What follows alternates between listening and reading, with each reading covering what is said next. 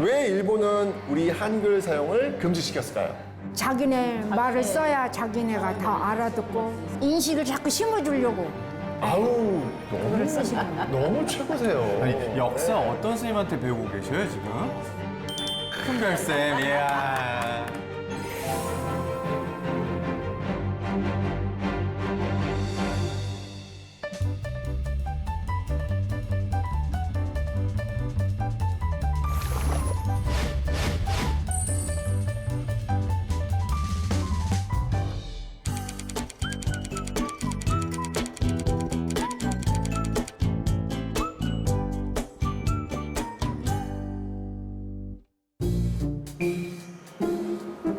선생님. 만나 뵙게서 영광입니다. 목소리를 좀 낮추시게. 이거 들키겠네. 제가 너무 오랜만이라 우리말을 반가운 마음에 크게 냈나 봅니다. 일본 교재 끝나면 이거 몸 피하시게. 조심하시게.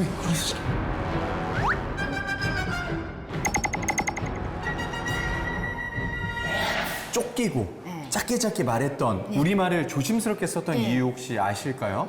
일본 놈들이 알까무서니까 그러니까 일본이 지배를 하고 있었던 일제 강점기 시절 정말 엄청나게 많은 걸 빼앗고 또 억압도 했잖아요. 네. 그 중에 하나가 바로 한글 사용이었어요. 네, 그거 못 한글 하게 사용. 하려고. 그렇죠. 당시 일제 강점기 그 맨 마지막 시기가 이렇게 연도별로 지금 나와 있는데 1944년을 보면 징용이라는 말이 나와요. 징용은 뭐냐면 사람들을 지명 강제로 끌고 가는 거예요. 끌려가는 거. 네, 강제로 끌고 가서 일시키는 거.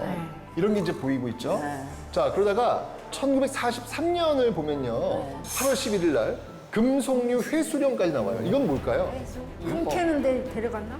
그러니까 이 당시에는 그러니까 이제 총알 같은 거 만들어야 될 거 아니에요. 집에 있는 놋그릇, 그죠? 뭐 이런 거 그냥 다 뺏어가는 다 거예요. 뺏어갔다. 네, 44년도에는 사람들 막 다 노동력 가져갔지. 43년도에는 막 금속류 막 놋그릇 같은 거 다 가져가는 거예요.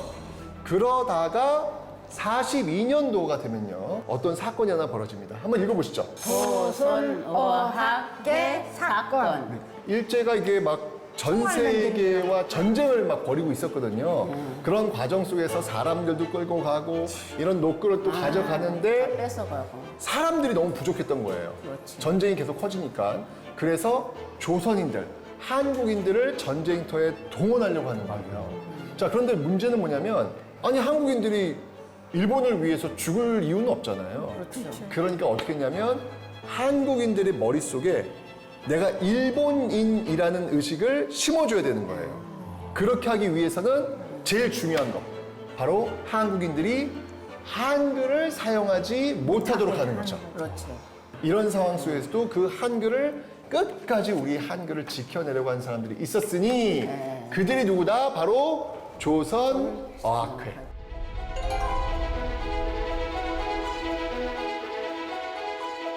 일본으로서는 이 한글을 한국 사람들이 쓰지 않는다면 결국 한국인들의 정신은 지워질 것이고 뺏어다니라고 그러는. 일본을 위해서 한국인들은 못 바칠 수 있을 것이다 라고 판단한 것이죠. 네. 이런 상황 속에서 우리말 연구를 위해서 일생을 바친 인물이 계셨습니다. 그 인물이 누구냐면 주시경 선생님.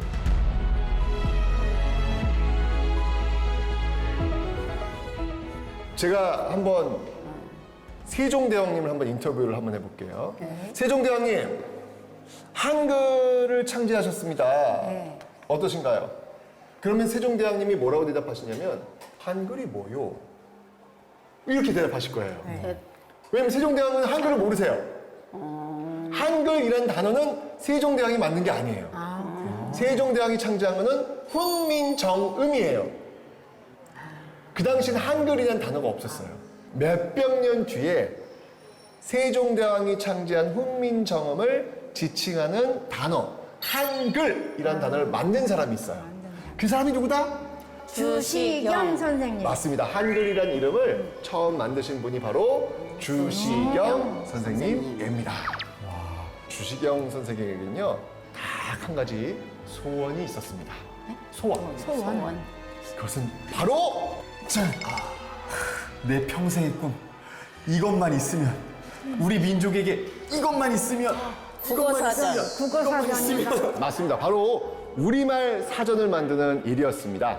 자, 그런데 주시경 선생님은 왜 사전을 만들고 싶으셨을까요? 여러 사람 한글을 다 알게끔 하려고, 알려주려고 그런 거죠. 주시경 선생님은요, 일제 탄압에 의해서 우리말이 이러다가 이거 사라질 수도 있겠다. 그런 어떤 생각을 했던 것 같아요. 그래서 어떻게든 우리말을 지키려면 우리말과 글로 쓰인 사전, 이게 필요하다라고 생각했던 것이죠. 그래가지고 1911년요, 이 주시경 선생은 제자들과 사전 편찬 작업을 시작합니다.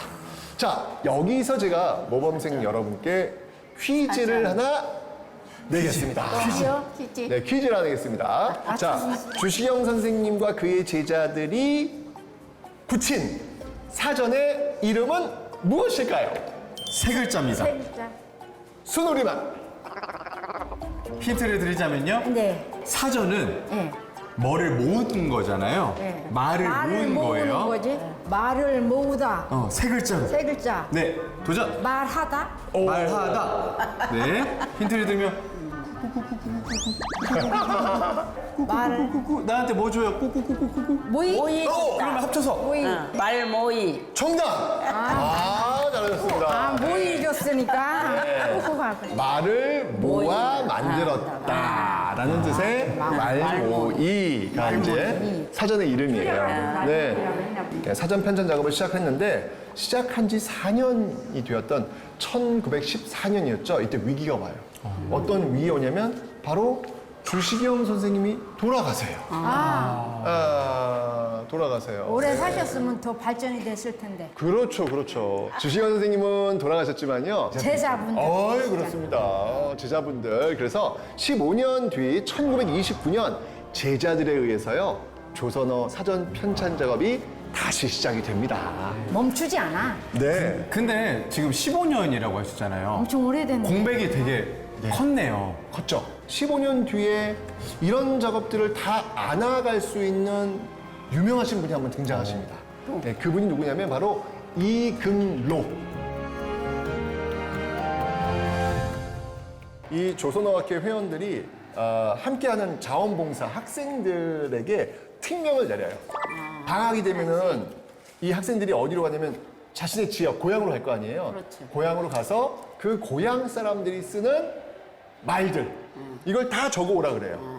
이게 지금은 이제 우리가 왜 사투리라고도 표현하잖아요. 네. 그런 걸 다 적어 오라 그래요. 네. 그렇게 해서 모인 단어가 무려 만여 개. 어마어마한 단어를 모은 거죠. 결국 이런 것들을 잘 정리해가지고 조선어 표준말 모음집을 드디어 완성하게 됩니다.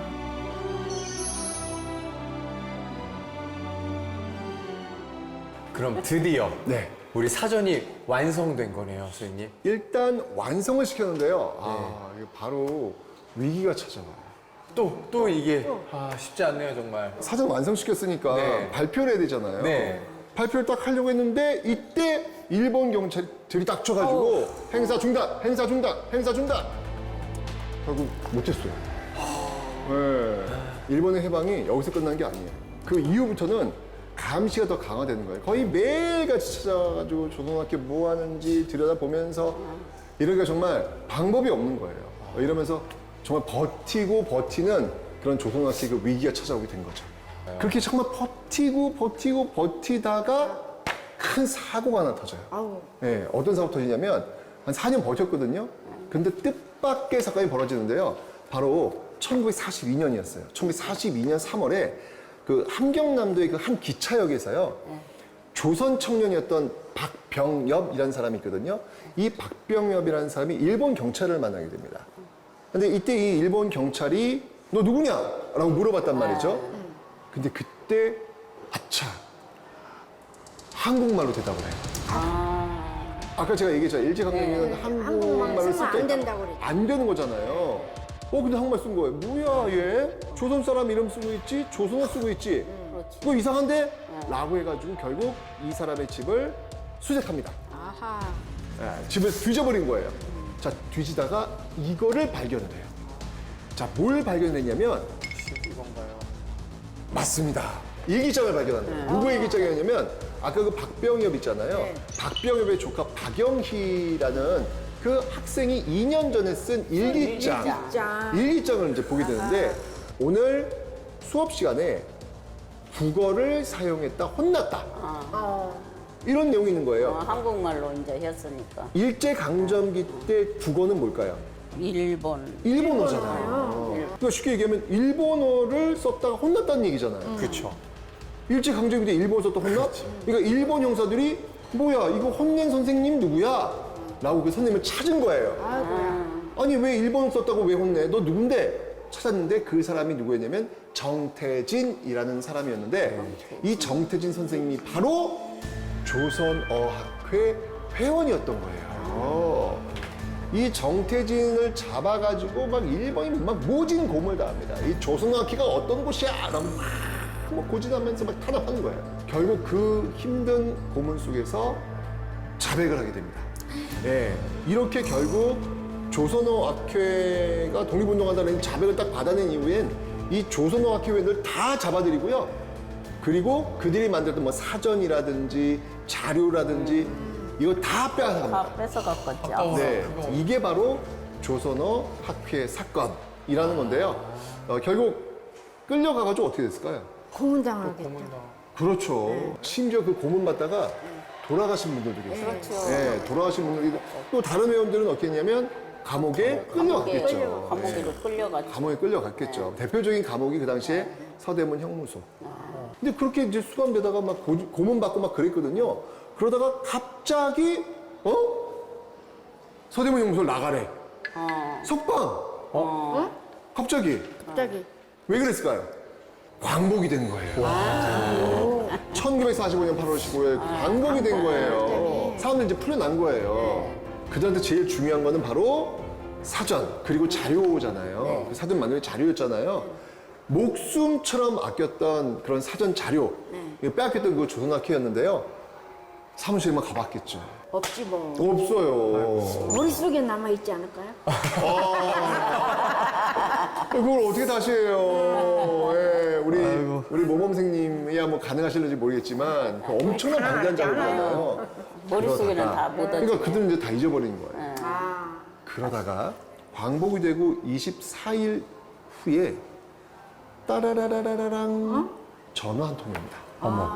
조선어학회죠? 네, 네. 맞습니다. 여기 경성역인데요. 경성역. 네. 여기에요. 네. 근데 창고에 보니까 무슨 원고 뭉치가 잔뜩 있어요. 아, 예. 근데 이거 자세히 보니까 이거 뭔가 조선말 풀이 적어둔 원고 같은데요. 아, 네. 와서 한번 확인해 보세요. 네. 다행스럽게도 바로 그간의 노력이 담겨 있었던 그 원고.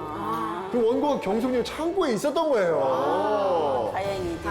이유가 뭐였냐면, 그러니까 1차 재판은 이제 함경남도 그 함흥에서 재판이 열렸는데, 이게 이제 계속해서 항소를 한 거예요. 우리 문제 있다. 그래서 재판이 계속 열리다 보니까 2차 재판이 경성에서 열리기로 했거든요. 그러니까 그 증거물, 원고, 사전 원고 있을 거 아니에요. 그 사전 원고가 경성역 쪽으로 이제 다시 온 거예요. 그러다가 갑자기 광복이 된 거예요. 그래서 그 원고가 경성역 창고에 남겨졌던 겁니다.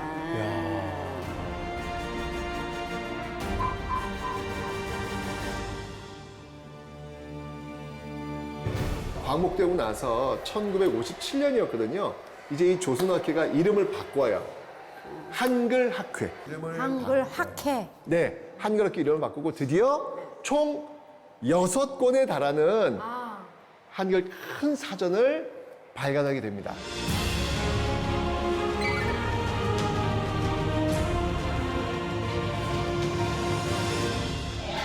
우리 모두 모범생이 되는 그날까지 유튜브 모범생 구독, 좋아요, 알람 설정, 댓글까지 꼭 남겨주세요. 자, 항상 여러분을 큰별쌤이 응원하겠습니다.